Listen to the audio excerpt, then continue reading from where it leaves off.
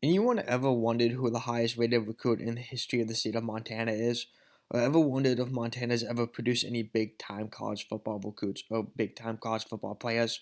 Unless you are from this mythical wonderland or a nerd like me, I'm sure the answer to this question is probably no. Well, regardless if you've ever wondered this or not, I'm about ready to dive into a list of the 10 highest rated recruits in the history of the state of Montana.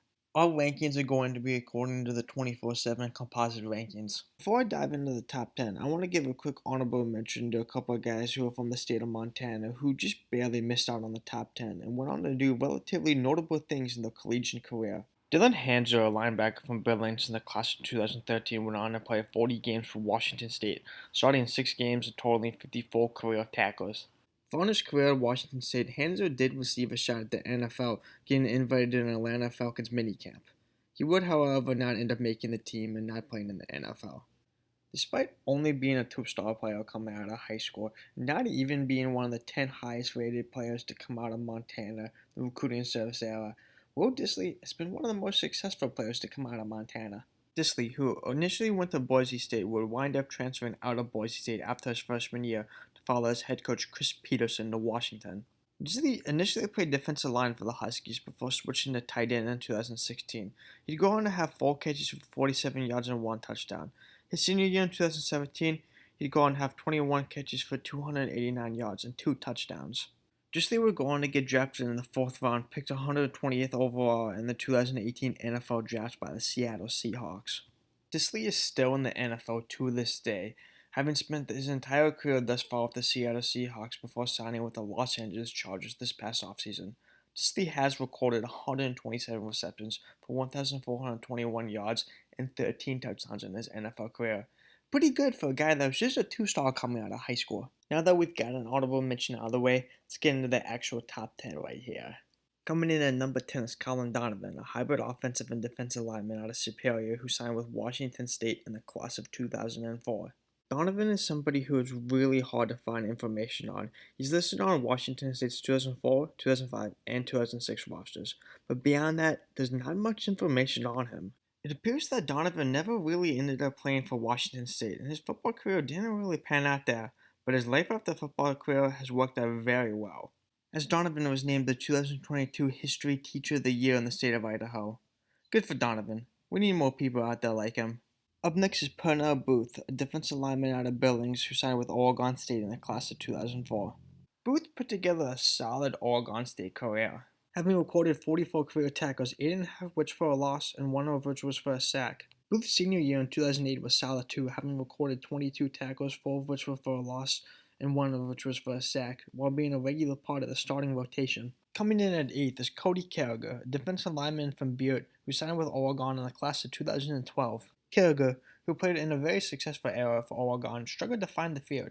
Carriger would go on to spend 5 years with the Ducks, playing in 20 career games and recording 6 career tackles. Carriger would go on to be named the Ducks' 2016 Special Teams Scout Player of the Year. Coming in at number 7 is Jesse Sims, a tight end from Corvallis who signed with Montana in the class of 2015. Sims was initially committed to Oregon State, but after some coaching changes he elected to stay home and play for Montana.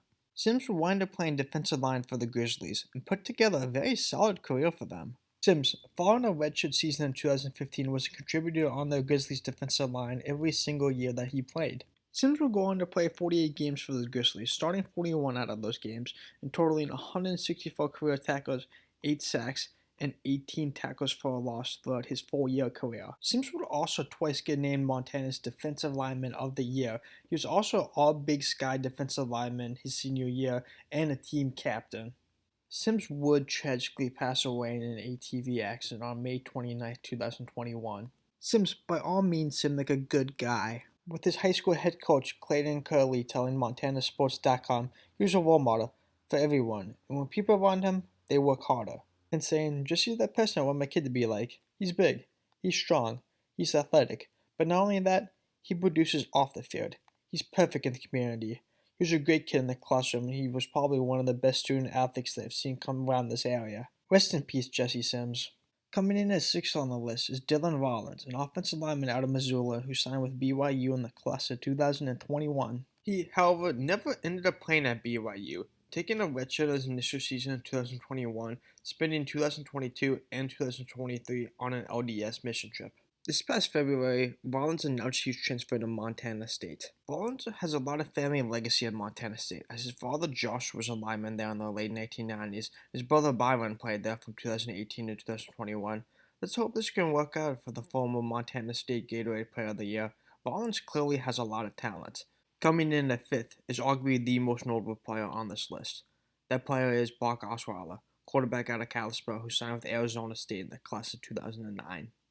Osweiler was also really good at basketball. In fact, as a 15-year-old, he was committed to play basketball at Gonzaga. Osweiler would later decommit from Gonzaga to focus on football, where he'd be named the Gatorade Player of the Year in the state of Montana as a senior. He would wind up electing to commit to the Arizona State Sun Devils over offers from schools like Stanford and Washington State. Osweiler would have an interesting Arizona State career.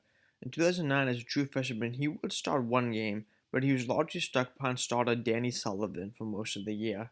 Sullivan would depart following the ending of the season. Osweiler would find himself in the thick of a quarterback battle with Stephen Threet, a transfer from Michigan. Threet would end up edging Osweiler out. Threet would struggle with injuries, and Osweiler would end up throwing for 797 yards and 5 touchdowns, with 0 interceptions on the year and a rushing touchdown as well. Following the season, Threet would medically retire, making Osweiler the clearest starting quarterback for Arizona State in 2011. Osweiler would have a really solid season for himself, throwing for 4,036 yards and 26 touchdowns. This season, along with some intentions that you cannot teach, like being a 6'7" tall quarterback, landed Osweiler on the radar of a lot of NFL teams. Osweiler wound up getting picked in the second round, 57th overall of the 2012 NFL Draft by the Denver Broncos. Osweiler wouldn't really play too much his first 3 years in the league, probably because some guy named Peyton Manning was Denver's starting quarterback. Never heard of this guy. Osweiler's fourth season is when things started to change. Manning was struggling, both with injuries and lackluster play.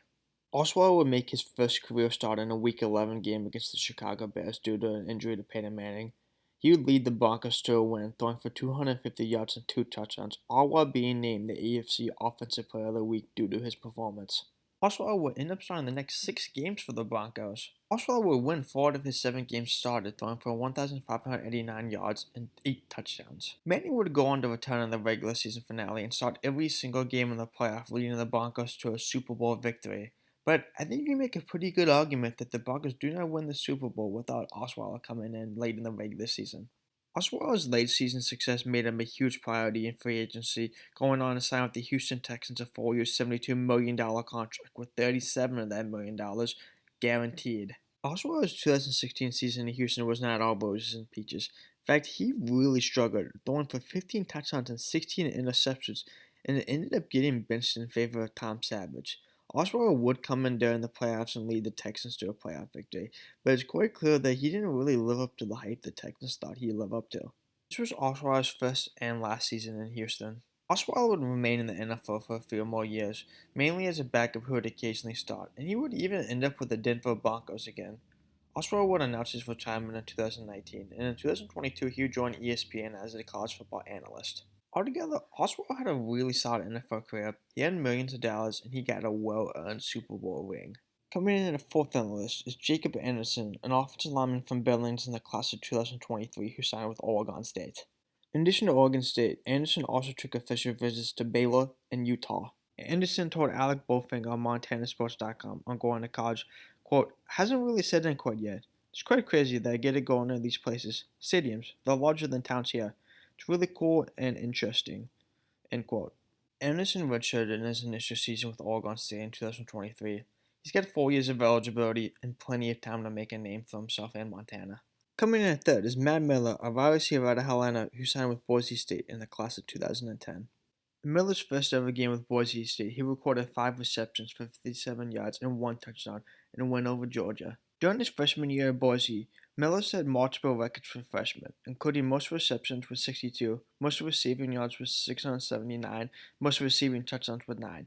He was also named a freshman All-American. Miller went on to have a really good Boise State career, recording 244 career receptions for 3,049 yards and 29 touchdowns. He did this all while missing most of his senior year in 2014 due to injuries. He only played in 5 games that season. Miller finished his Boise State career as the all-time leader in receptions and second in yards, now third in yards. Following his Boise State career, Miller medically retired from football, but Miller is actually still involved in football. In fact, he's still involved in football at Boise State as he is currently Boise State's wide receiver coach. Coming in at second is Reed Harris, a guy that played quarterback and safety in high school, but is set to play wide receiver in college, out of Great Falls, who signed with Boston College in the class of 2023. Boston College really does sound like a bizarre school for a guy out of Montana to go to.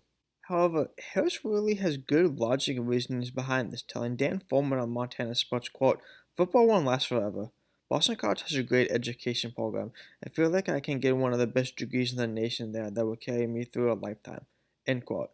Harris redshirted in 2023 and is still with the Eagles despite their head coach Jeff Hafley leaving them to become the defensive coordinator for the Green Bay Packers.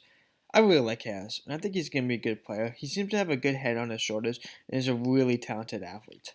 The number one overall player to come out of the state of Montana, and only 4-star, is Mark Anderson, a defensive lineman out of Lewistown who signed with Stanford in the class of 2001. Anderson had a super successful high school career, being named the Super Prep National Player of the Year, being a unanimous high school All-American. Anderson would never play for Stanford. After redshirting his initial season in 2001, he transferred out to Montana State. As far as I can tell, Anderson never actually played at Montana State and had to retire due to injuries. He's actually currently a professor at Montana State, so I'd say he found success in life to say the least. Thank you everyone for watching, and please like and subscribe for more, and let me know in the comments below what you would like to see more of. Thank you.